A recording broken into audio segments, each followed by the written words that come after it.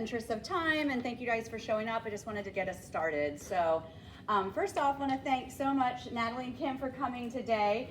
I'm going to let them kind of introduce themselves more. I'm just going to give a brief introduction if that's okay.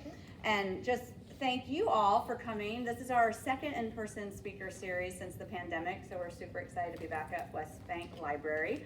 I'm Brooke Anderson, one of the school-based therapists. I'm here with Katie Bryant, other school-based therapist. And we have two awesome school-based therapist interns, Mr. Rico, Mr. Haskey. So we're really fortunate at Westlake to have so much social support. And we also then want to bring in support for parents as well to continue learning with us right alongside you.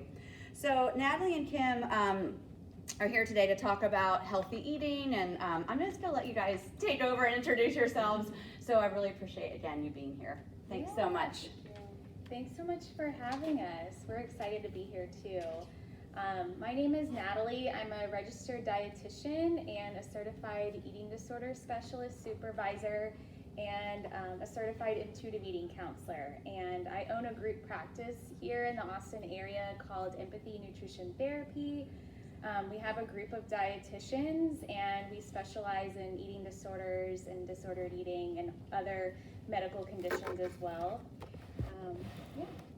And I'm the other name on here. My name is Kim Fry. I am a licensed marriage and family therapist. I'm also a supervisor for other therapists. I call them baby therapists. I own a group practice up in North Austin called Autonomy Therapy. We specialize in eating disorders, body image issues, compulsive exercise, grief, and trauma, just to name a few. And I'm also a former bar instructor and personal trainer, and so I'm very passionate about the overlap between movement and mental health, and my team gets trained the same. So thank you all for being here. Really excited to just jump in.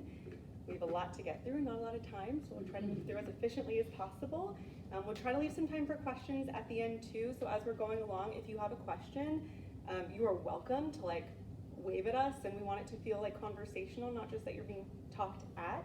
But please know we will also leave some time at the end too, so if you want to make a little note of said question, we'll definitely circle back to it. And if there's anything we can't answer today, we'll circle back to this, but we left our information and some fun little handouts on that back table, so please feel free to take that with you when you go.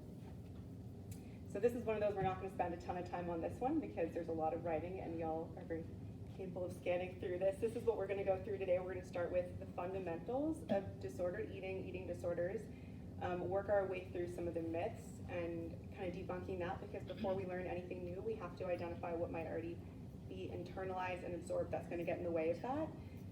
Natalie will take us away with addressing some of the medical complications. We'll teach you how to reduce risk with your child or your teens, and then some language and resources to wrap up. Oh, is that better or worse? We're trying to make the screen be able to be seen better. Oh! Uh-oh. No, you can't see it at all. The Wi-Fi just went out? There we go. That was weird. If it does that again, I'll just disconnect from Wi-Fi, and I think we should be just fine. Nope. So as I said, in we go.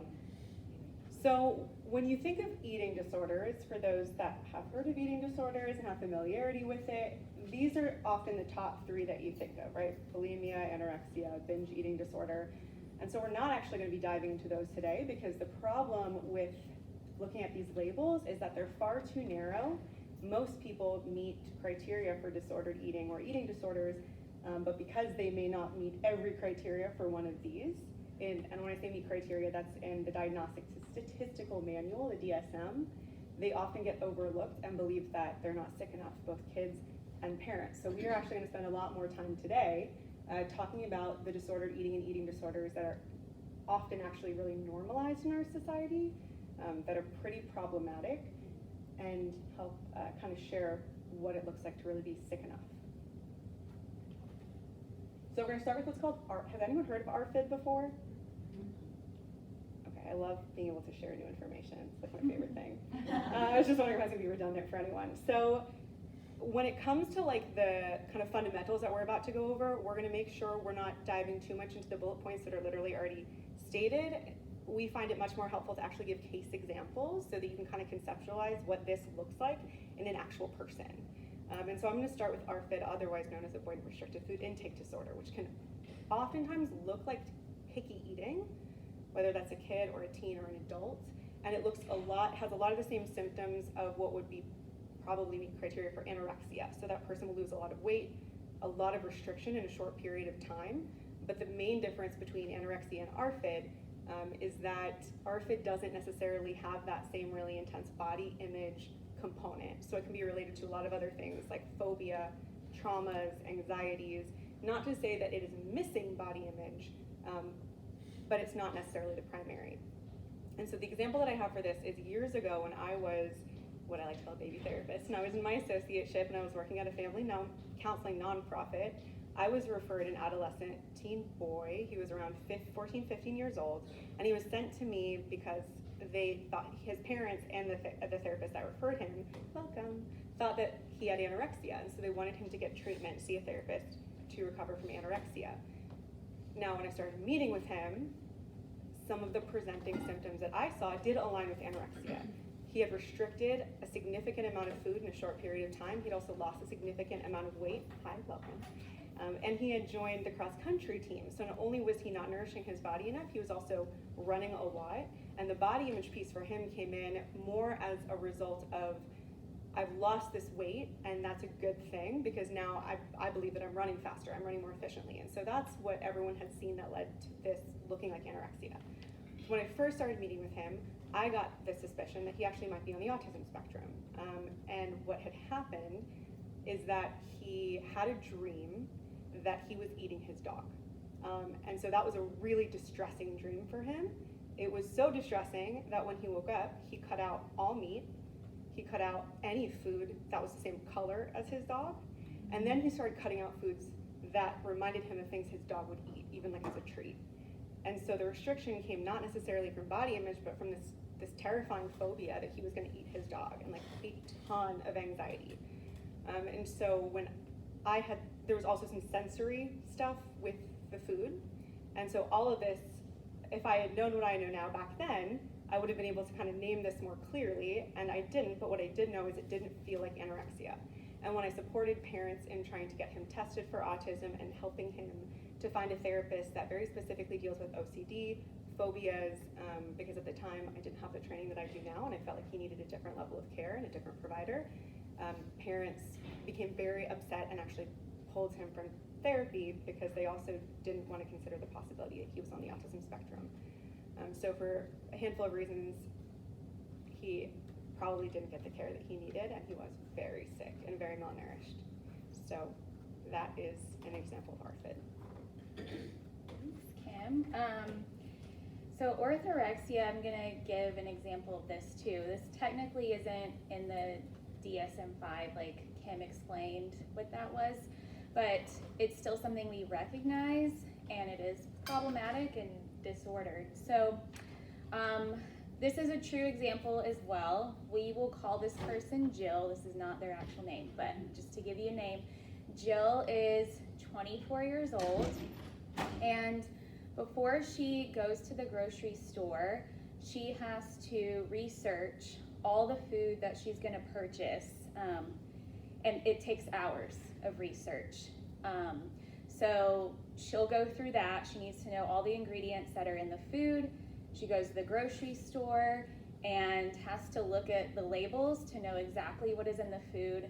If she doesn't do any of these things, it's highly distressing and she feels dysregulated. So specific foods also, you can think of it as whole non-processed foods. So clean eating is typically a term too that these folks may be comfortable with. And so the point of this is that there's a lot of rigidity, and if that person, Jill, does not follow this routine, then she might not eat or has a hard time with eating. Also, medical complications come up that are similar to those that have anorexia. So for Jill, she did lose her period. She was experiencing being really cold all the time, and then had some abnormal labs come up. So that's an example of orthorexia. Okay, so atypical anorexia. We wanted to really share this one because this one is actually not typical or not atypical. If anything, we see this a lot more. This is more common. The main difference here between atypical anorexia and anorexia is body weight. So for these folks, they might not fall in the criteria of being underweight or losing a significant amount of weight, but they still exhibit everything the same as someone with anorexia does. What can happen here is that folks don't feel like they're sick enough because their weight isn't within that range, and so they're like, I'm fine, but yet they could be just as sick and still experience the same medical complications. And then bigorexia, this is also not in the DSM-5, but it's still something we recognize. So I'm going to use a case example for this too. We will call this person Fred.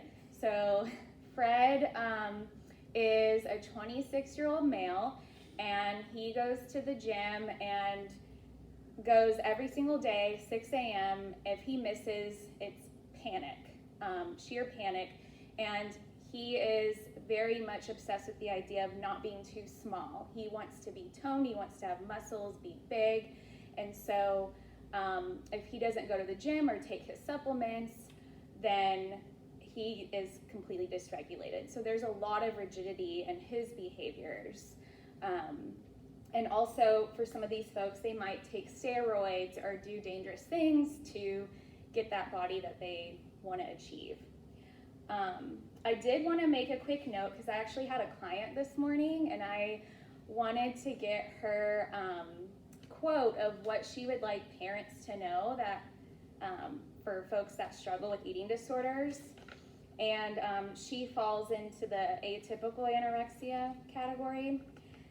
So I'll just read it really quick. So she said, if I wouldn't eat breakfast, then my dad would feel like I was doing it to him. And it's much deeper and complicated than that. And it wasn't about him. She said that she would like parents to know that kids and teens are people. And one other note is that when she struggled as a teen, she wished someone would have said something instead of just letting it pass. And normalizing it too, which is what we're going to get into, like how to make sure we avoid that. Okay, so this slide, essentially what we're trying to show here is how does an eating disorder develop. It's much more complex than so-and-so caused that person to have an eating disorder. It's not that simple.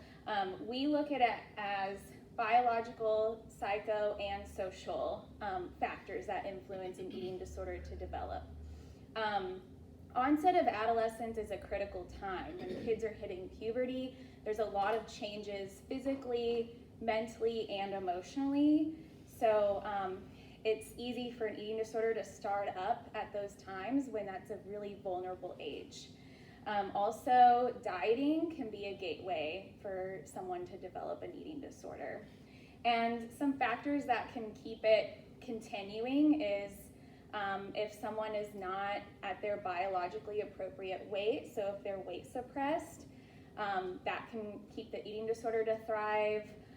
Also, if they're experiencing unresolved trauma, maybe they haven't gotten the support that they need, or there's continuation of dieting. And later on, we'll talk about the importance of having a treatment team.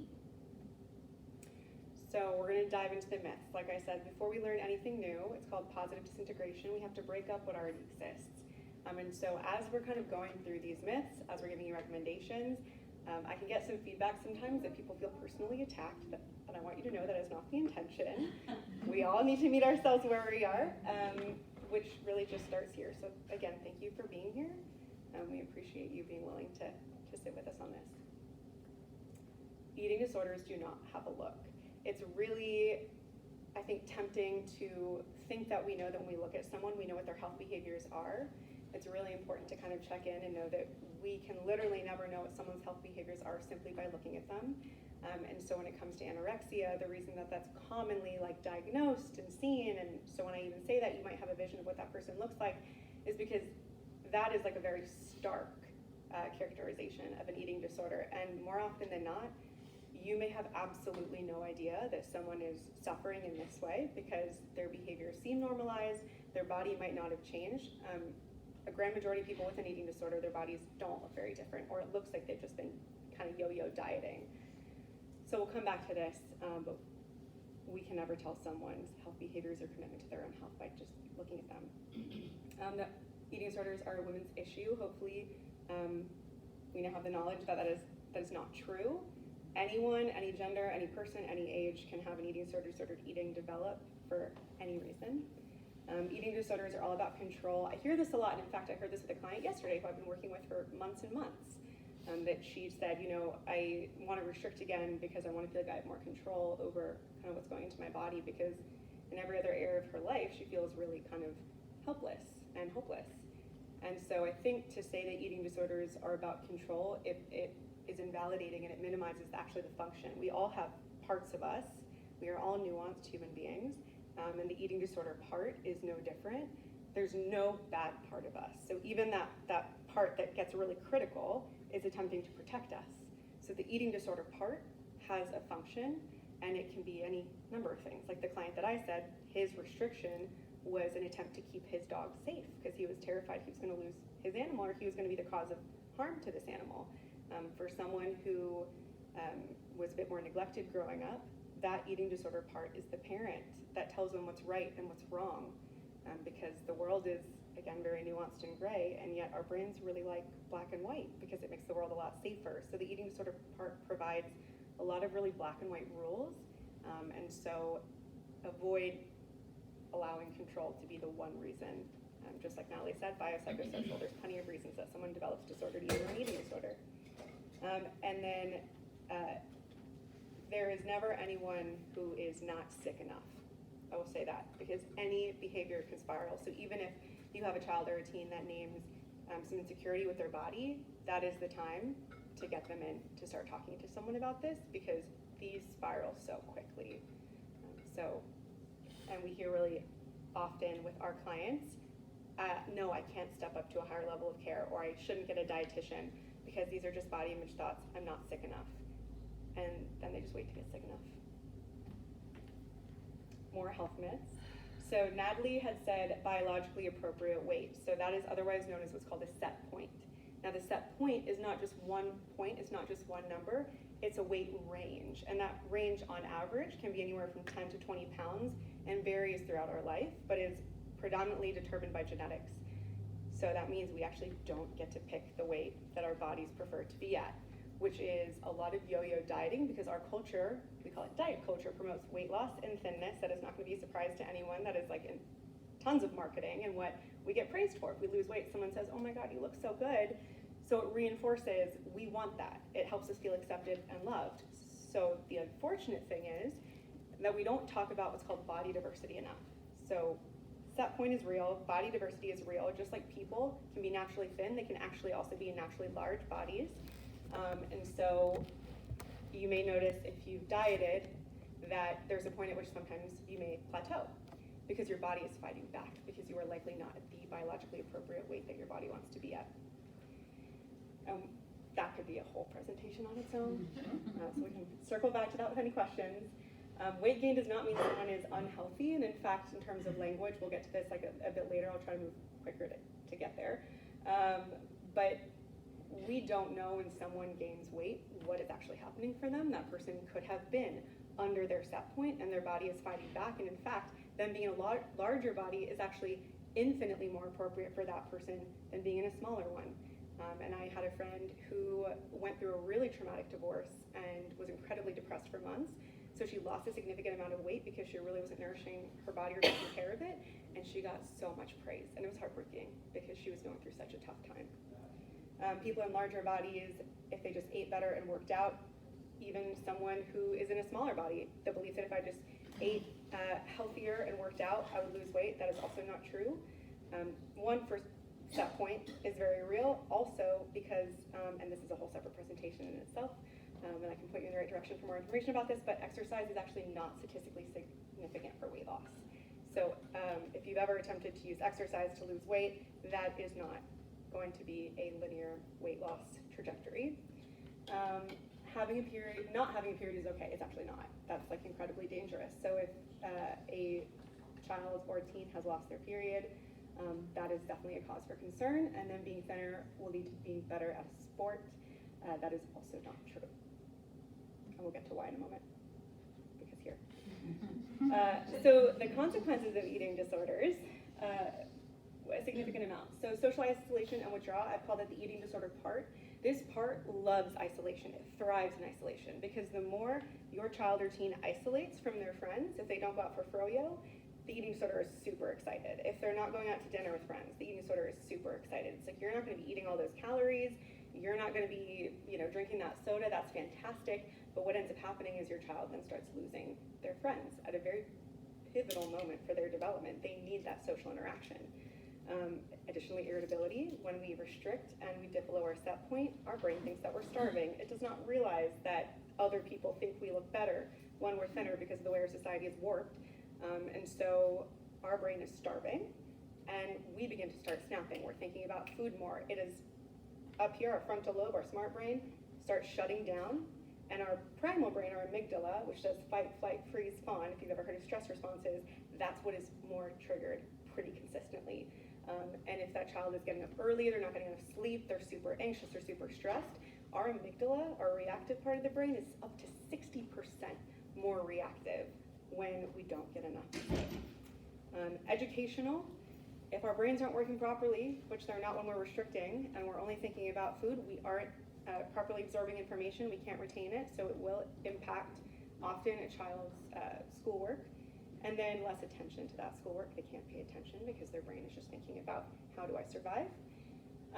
Sports, it can actually result in much poorer performance. One, response time is slower. That child, if they're malnourished, their body is not functioning properly. They can't sprint during soccer because they may be feeling super weak and shaky. And they may lose a scholarship if, obviously you have an idea maybe of the trajectory you want your child to go. They may not make it to that higher education level if they lose a scholarship that they got into school for, whether for sports or for education. And then red flags, I won't go line by line here. What I will say, I'll kind of scan through. If you notice a difference in your child's eating patterns, whether that's restricting certain foods, or if you find them after meals disappearing into the bathroom, they might be purging. So being mindful if your child disappears right after meals pretty frequently, that could be what's happening. The social isolation, having different types of friends, losing some friends, spending more time alone, spike in exercise behaviors because it is not known for most people that exercise is not statistically significant for weight loss. Exercise studios in the fitness industry don't actually promote that because they would probably lose a decent amount of people that actually work out to lose weight, because that's what most people work out for, because we're not taught that. So if your child starts exercising more, that could be a piece of that as well. Black and white statements, this is good, this is bad, this is healthy, this is unhealthy. False food allergies is a sign of often orthorexia or atypical anorexia, because how often are we hearing a random food intolerance pop up? I'm gluten-free, I'm dairy-free, lactose-free, dairy I suppose, sweets are bad.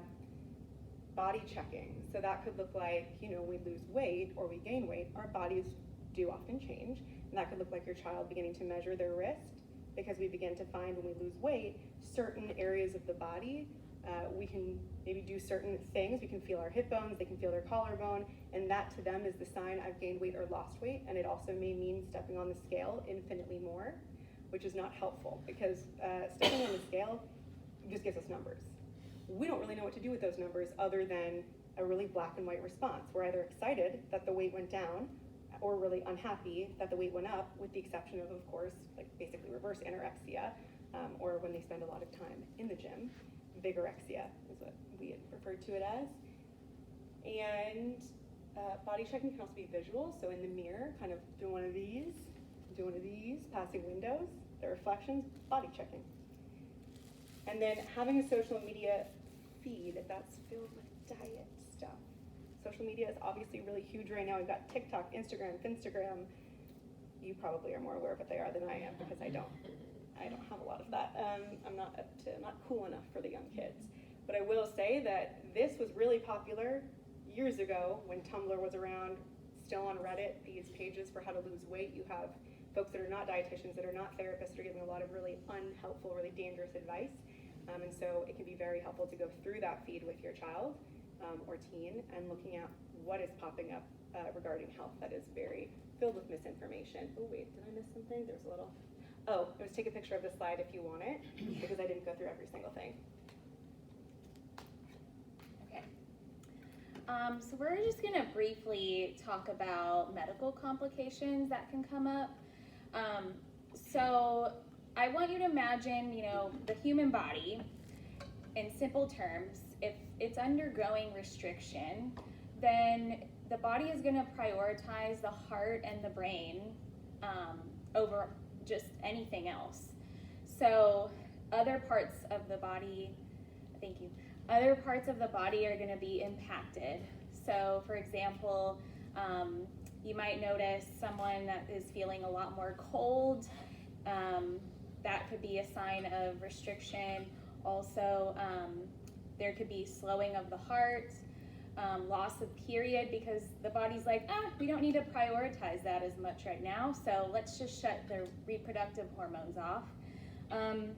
In terms of labs, so a lot of times I see folks with normal labs. When they're abnormal, that's when things can kind of get scary. But something else that I see is when people are undergoing restriction, they have normal labs, and then as they start to eat, the lab values start to shift. And that's because the body was used to the restriction, and then all of a sudden, now there's food, it's like, whoa, we need to change things up.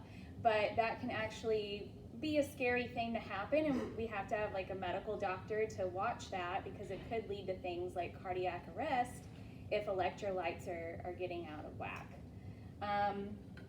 One other note I'll make here is the digestive system. So if you know of someone that restricts and they're like, it's really hard to eat and I can't do it, it's true, because the digestive system is also slowed down, because that's not being a priority right now. And so it just makes it that much harder for folks when they're restricting, because you have all those factors into play. So all this is to say, eating disorders are complex, and that's why we need a treatment team, which now we're going to talk about.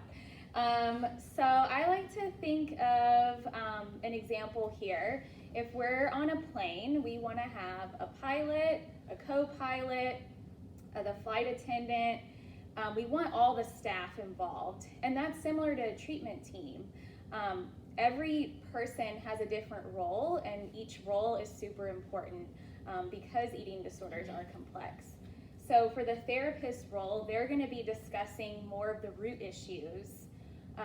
They also might talk about relationships and family things that come up for that person, and seeing how the eating disorder is really functioning. For the dietitian, they're going to dig more into the food beliefs that person may have.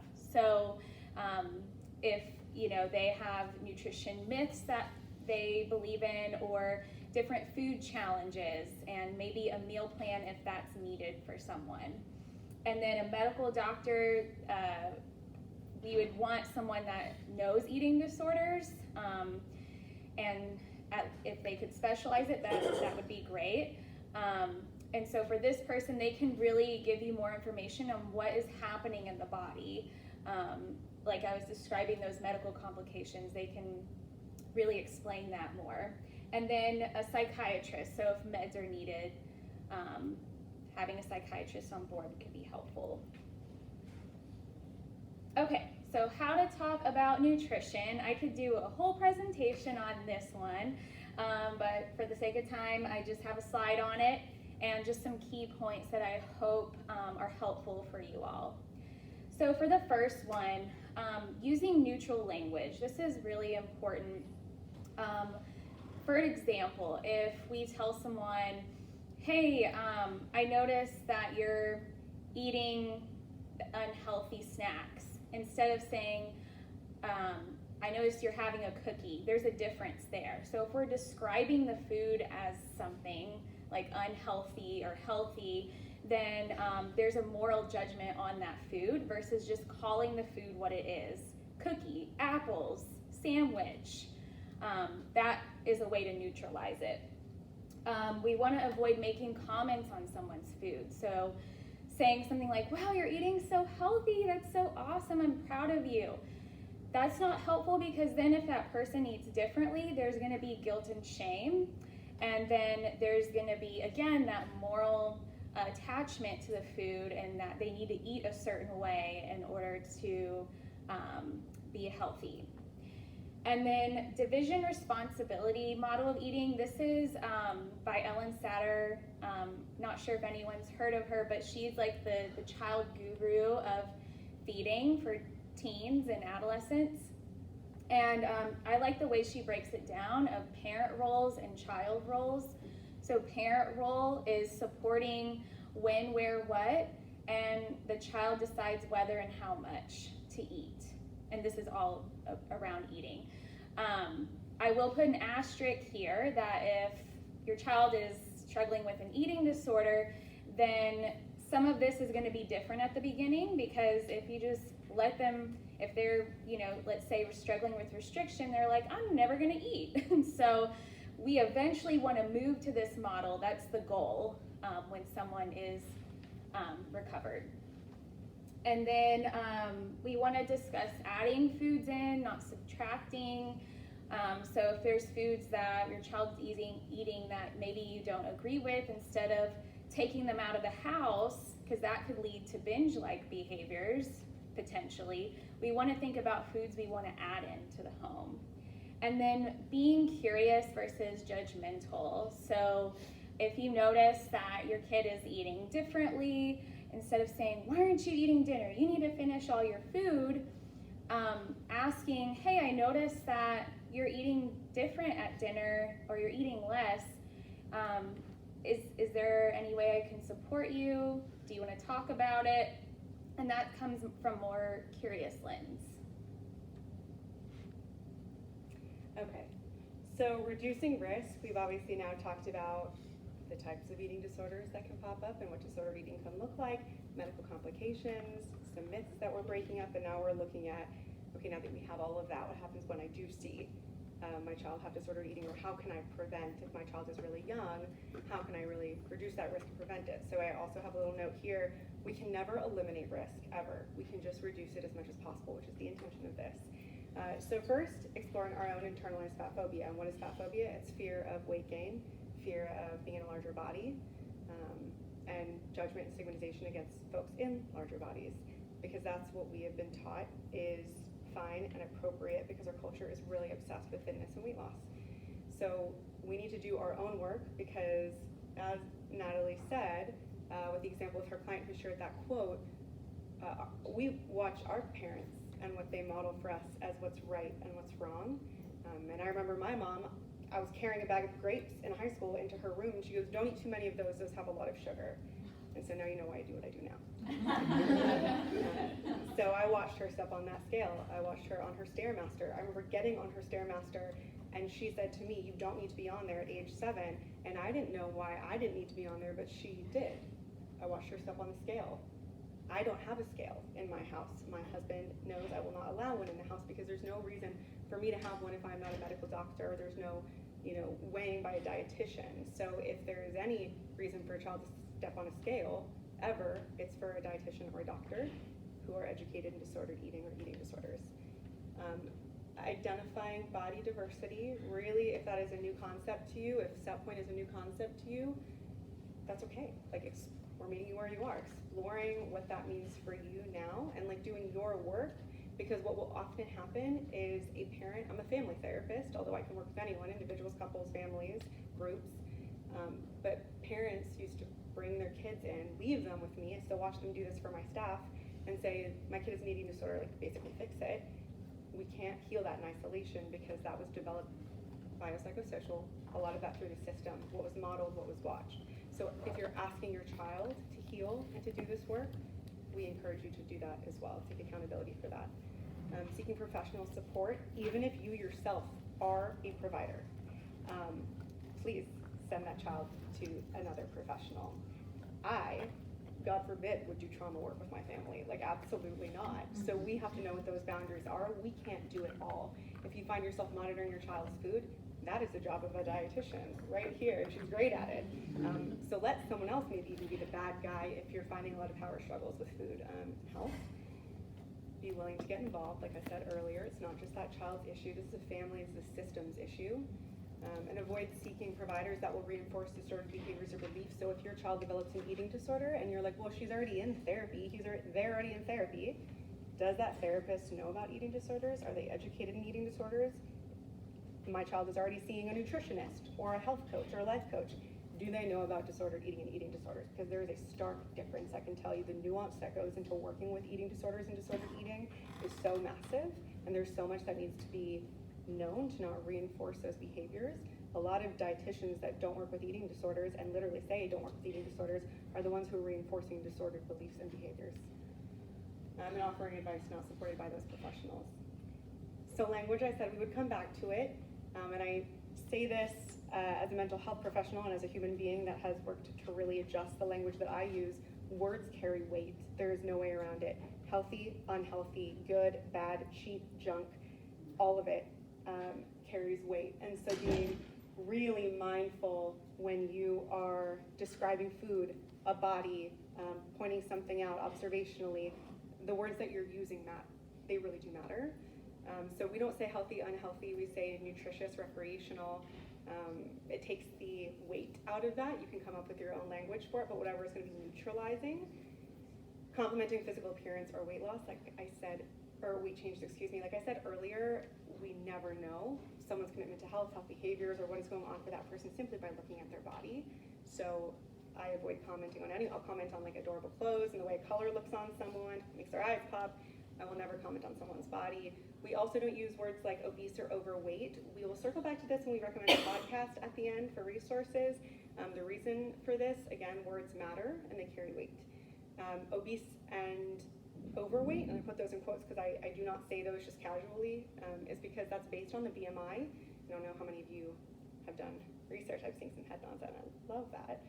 The BMI is complete BS. It's made, it actually shouldn't be used as a measure of health. It was developed by a racist mathematician who also believed in eugenics, and so there is no reason that should still be used in the medical field. I heard a lot of gasps. I didn't mean for that to be like a mic drop moment, but I hope that emphasizes just how not okay using this is. And so if your child has to get weighed at the doctor, ask that the doctor not have to say that out loud. If you yourself go to the doctor, you can always refuse to be weighed, by the way. There's not really a reason, unless a specific medical thing or medication, like there's not really a lot of reasons you even need to be weighed. Using the word fat in a way that implies negative connotation, words carry weight. If you can be naturally skinny, you can also be naturally fat, and there is no reason that we should be normalizing that language. But what I will say, if you're going to use the word fat with someone, make sure that they are also doing the same work, because if someone has not healed their relationship with that word, that can be incredibly offensive. And discussing weight loss as positives. We kind of went through this already. Here we go, Natalie. Okay. So these are just some books and podcast recommendations for you all, so you can take a picture of this too. I personally like the Eating Disorder Trap. I think this is a great starting book, and it was written by a dietitian. And I talked about medical complications earlier. She does dive into that, and it's very digestible, and it's a pretty short read. Feast is a website specifically for parents, so there's a lot of blogs and different articles that might be helpful. And what else do we have on there? Well, this was what I was referencing earlier. So Maintenance Phase is a fantastic podcast, and it also, when I had said there's just plenty to go into today, and I touched on BMI, there's a whole episode dedicated to that. So I highly recommend I think it might even be a two-parter, so taking a listen to Maintenance Phase. Most of their podcasts are pretty amazing. Mm-hmm. Here's some social media accounts to follow. These are different Instagram accounts if you or your child has Instagram. There's a ton more, but these were just the ones that fit on the page. Yeah, exactly. So, and like I said, as you're going through your child's social media or teen social media, if you do, and you're looking to take away, we need to add in. So we're not just going to take away. We also want them to be getting that really positive messaging from folks that really do know what they're talking about. So this is a very interesting, I think, enlightening tool to use of assessing our own body bias. And this is the link to it. You can take a picture of that too. And it's helpful just to see what our own biases are. You know, Kim and I, this is what we specialize in, but we had to learn to get here. We've made mistakes, and we also had to learn about our own biases, and this is just a great starting point to look at. Every single member of my staff is required to take this test. They don't have to share the results with me because there's no reason to reinforce shame in anyone. We all have to start somewhere. But this, you can even Google Harvard Implicit Association tests, and they have so many. There's even race, I think, workout. There might be an exercise bias or something that I didn't have anyone take. This is really helpful because it's whatever result you get, please know that it's probably as a result of being raised in a culture that's saturated with the desire to lose weight and be thin and restrict. So if it happens that it says you lean more towards a preference for folks in thinner bodies, the reason it's an implicit association test is because it's literally just telling you how your brain has been wired being raised in this culture. And here's our contact info. We also have cards in the back and little pamphlets that you can take with you. And I think that's it. I'm like, ooh, we did well on time. Questions? Yeah, we were worried. I have a question. As I'm sitting over here oh, I'm so guilty of that. I'm so guilty of that. So, how do you take, especially a child that's been a picky eater since they were super young, and they just gravitate towards all the foods that are kind of and maybe again, this could be me showing my bias, but just empty calories and not processed. I don't want them only eating processed food. So how do you encourage, variety or just something that maybe is a little bit more nutritionally dense? I struggle with that. And I also have a child that does that is in intensive dance, and I worry so much that is also prone towards eating disorder. So I'm really sitting in my own stuff over here. So any help would be greatly appreciated. And before you answer that, let me, if I may, it's sort of also why I'm here. And great information today, and so thankful you're both here. But it was really heavily on eating disorders, and the header of this was teen nutrition and body image. And so for me, I was looking for parental skill sets for what she's discussing, which is real takeaways that I can do at home with my children that are that scenario, which is one who is eating the empty calories and very, very active, and is he's my youngest, but very body focused, and at a very young age 8. And then I have a teenage son who's got opposite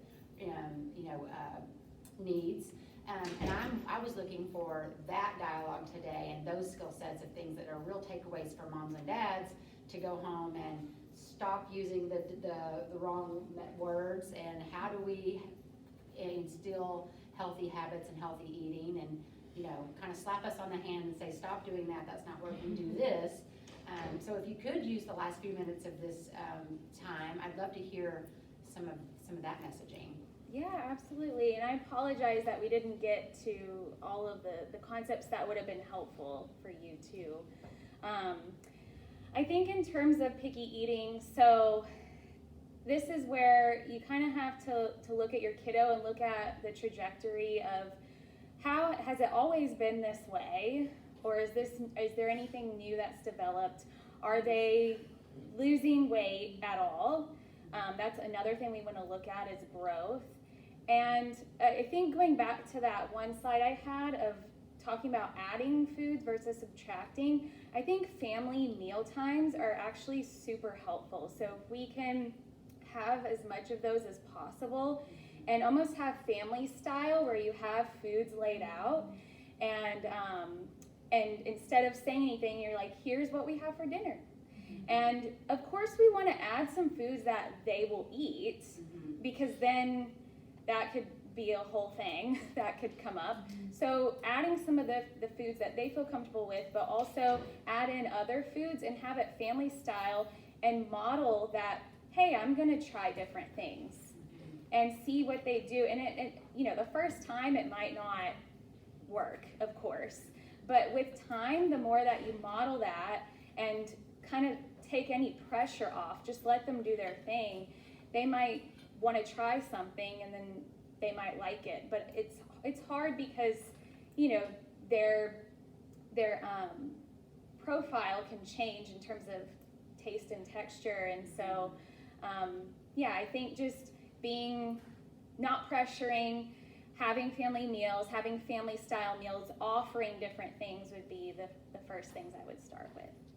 Oh wait, no, so empty calories, the words that we use matter. Would you mind?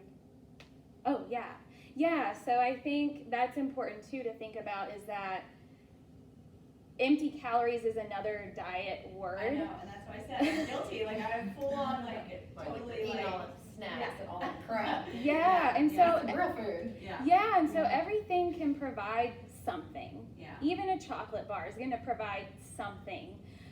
But we want to encourage our kids, like, hey, how do you feel after you have that? If they're about to go to dance and all they have is a chocolate bar, they're probably not going to feel great. So we want to think about how does food feel in their body, or if they're not eating enough, or if they're only eating certain foods, we want to encourage, well, how do you feel when you try this food, and having a variety, you know, having this at dinner versus that. Do you notice a difference in your body with your hunger and fullness cues?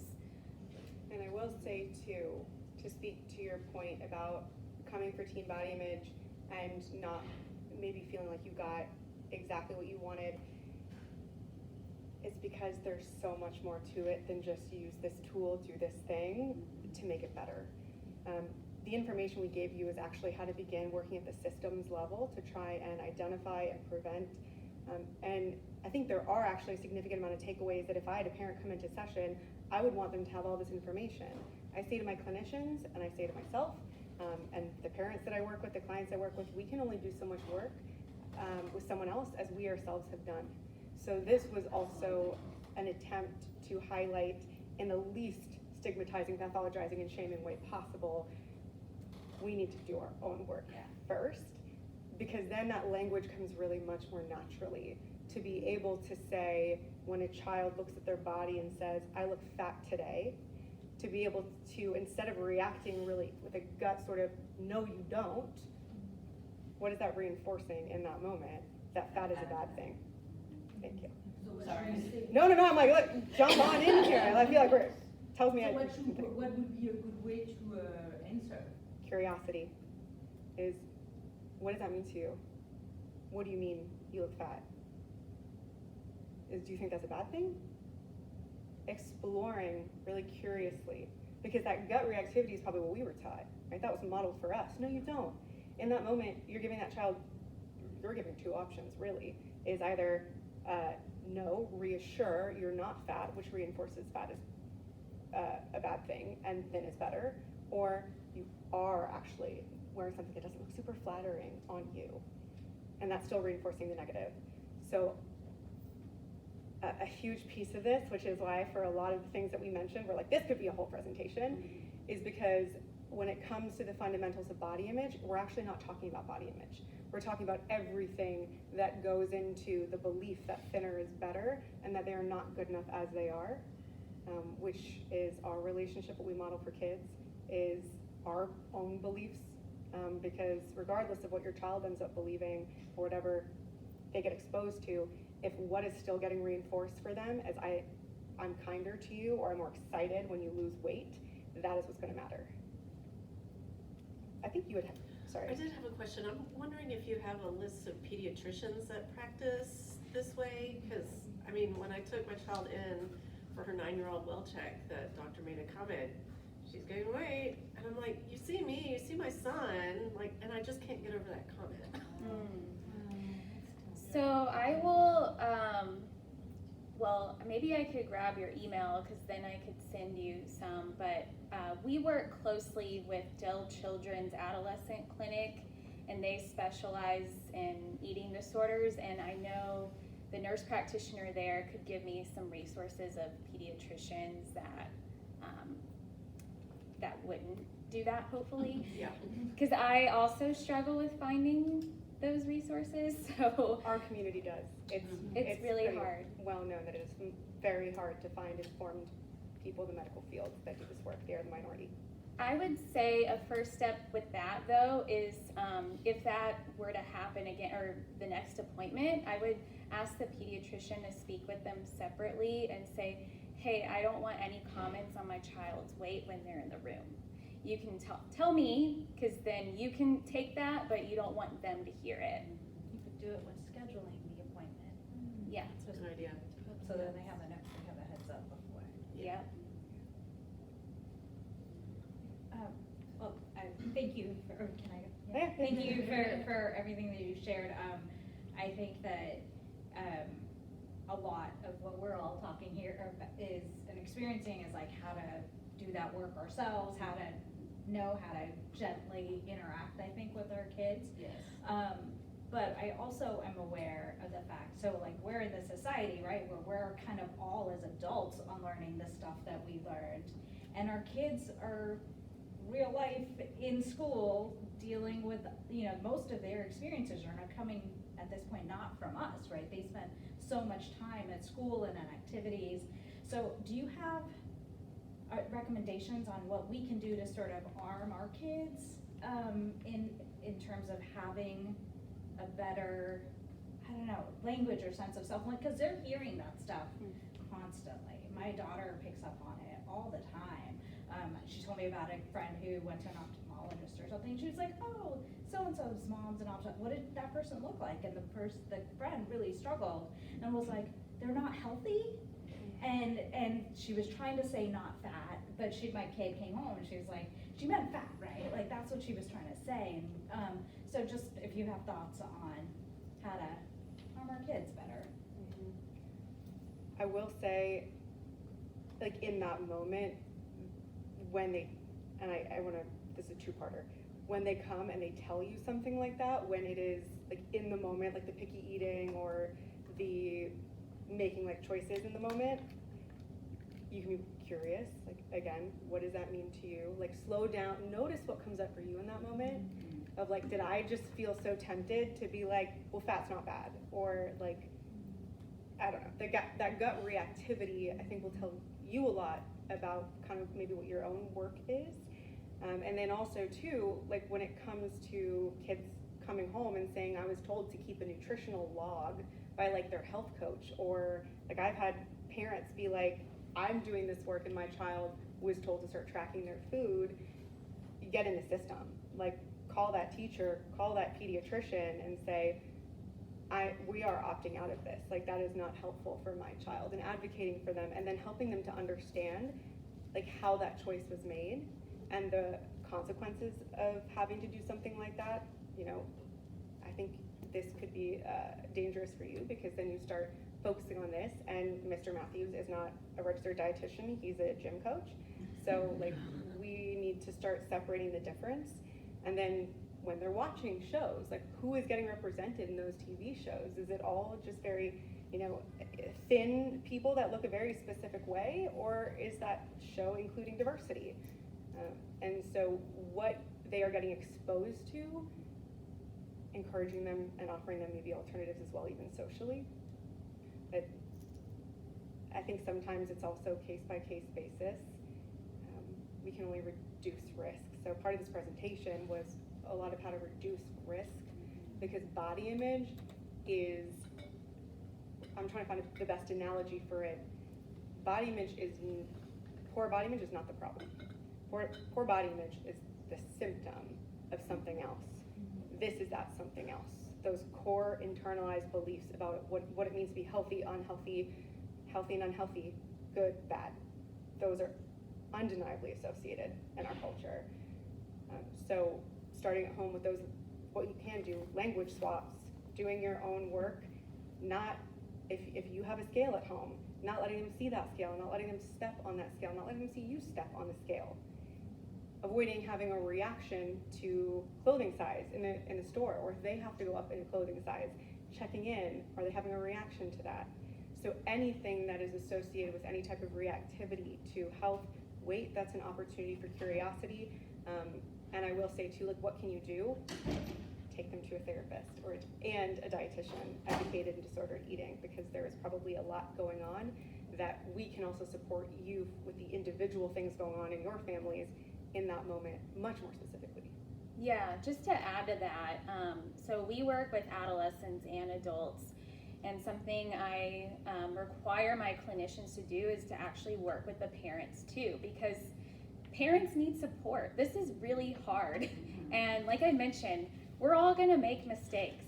We just are. I continue to make mistakes, Kim does, we are, because we're human. So it's really important that parents get their own support too. So whenever, if you wanted your child to have that support, we would also have parents have parent sessions, parent education sessions, because this presentation's not gonna cure it at all, and having that one-on-one work can be really helpful and empower parents to be like, hey, I do know, I can do this, because ultimately parents are going to be the most important critical piece in child care, because y'all are the parent, and that having that relationship with your child is going to be the most meaningful. Any other questions? Okay, so if you didn't ask a question, something pops up for you, please grab our stuffs back there. There's some fun little handouts we put together as well.